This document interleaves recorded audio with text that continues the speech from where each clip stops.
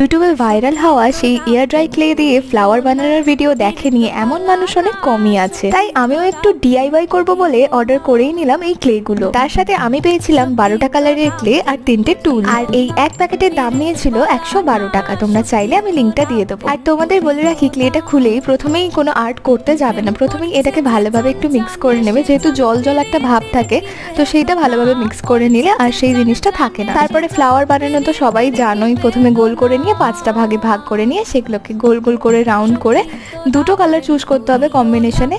আর দেখো ঠিক এইভাবেই যেরমভাবে আমি বানালাম সেরমভাবে। তো কাঠগোলাপ পছন্দ করে না এমন মেয়ে কিন্তু খুঁজে পাওয়া খুবই মুশকিল। আর আমার কিন্তু কাঠগোলাপ খুবই পছন্দের, এই কারণে ভাবলাম যে একজোড়া কাঠগোলাপের চুড়ি বানিয়ে ফেলি। তো যে ভাবা সেই কাজ, এই কারণে আমি ফোমের যে ক্লেগুলো হয় সেই ক্লেগুলো নিয়ে কিন্তু বসে পড়লাম। আর এই ক্লেগুলো আমার কাছে খুবই ভালো লাগে, কারণ যেমন খুশি তেমন শেপ দেওয়া যায় এবং তেমন জিনিসও বানানো যায়। তো আমি কাঠগোলাপগুলো কিন্তু বানিয়ে ফেলেছি, আপনারা কিন্তু প্রসেসটা দেখেই ফেলেছেন। আর এগুলো আমি চুড়ির উপর বসাবো, এই কারণে চুড়িতে টপিং ব্যাগ দিয়ে মুড়িয়ে নিলাম। আর এই মোড়ানোর কারণে কিন্তু আমার ফুলগুলো বসাতে অনেক সুবিধা হবে।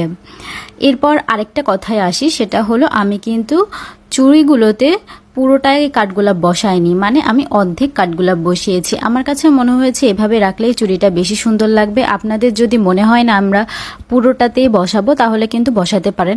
আপনাদের কাছে এই চুড়ি বানানোটা কেমন লেগেছে অবশ্যই কমেন্ট করে জানাবেন। আর কাঠগোলাপ প্রেমীদের অবশ্যই দেখতে চাই কমেন্ট।